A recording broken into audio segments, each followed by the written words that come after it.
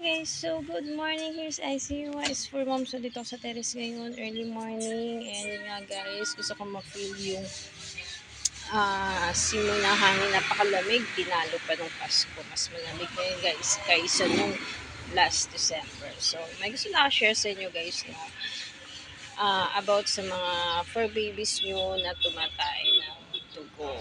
So marami nagkakasakit ngayon and syempre mahal ang bilihin, mahal magpa-vet. So gusto ko lang i-share sa inyo guys. May mga dogs na tumatay ng dugo because of parasite and yung iba because of parvovirus.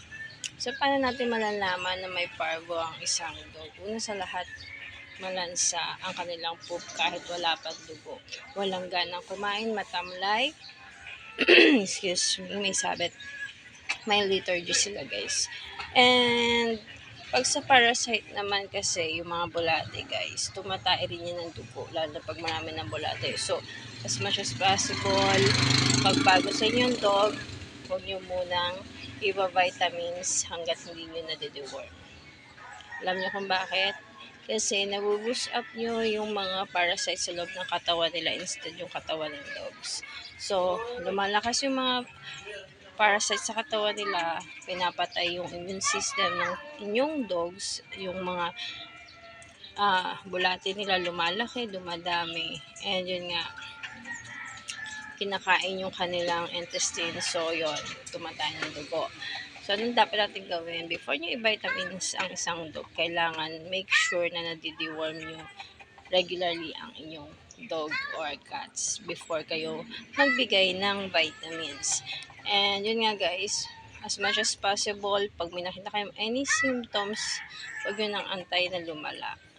And pag lumala ito, wala na kayong magagawa kundi itakbo sa vet. So yun lang na suggest ko kasi yung anak ko, may tinag siya sa aking picture doon sa mga Aspin na page, yung mga may problem sa dog. Gusto ko lang i-share sa inyo. Hindi ko na na-capture yung picture. So, yun nga, pag tumatay ng dugo ang isang dog, for me as a fur parent, 50-50 na kasi ang chances nun. Pero may na-survive naman ako mga dogs na same case sa parvo and sa Ehrlichia and sa sa bulate.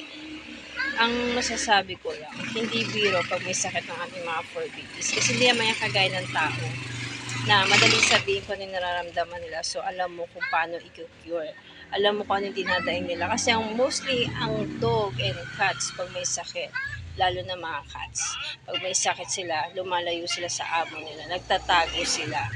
And ang mga dogs, mostly mapapansin mo lang is yung pagiging tahimik nila. And may lethargy sila, laging tulog, pahinga, tago, ganun lang sila, namumukmok.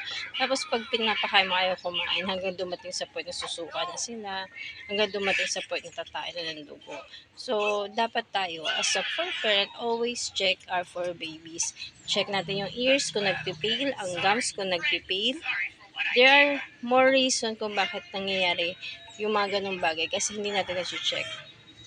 Hawakan nyo lagi yung kanilang tummy kasi once na hawakan nyo yung kanilang tummy, nakita nyo nagpilang kulay, ibig sabihin may problema. And yung kanilang tummy is mainit kung may lagnat.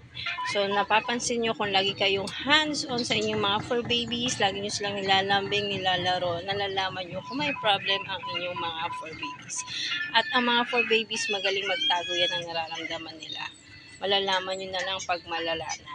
So, kailangan lagi nyo silang hinihimas, hinahawakan guys. So, tayo sa fur parents, maging aware tayo sa pag-handle ng ating mga fur babies. So, share ko lang sa inyo para may idea kayo lang na sa mga newbies na fur mom and fur parents out there.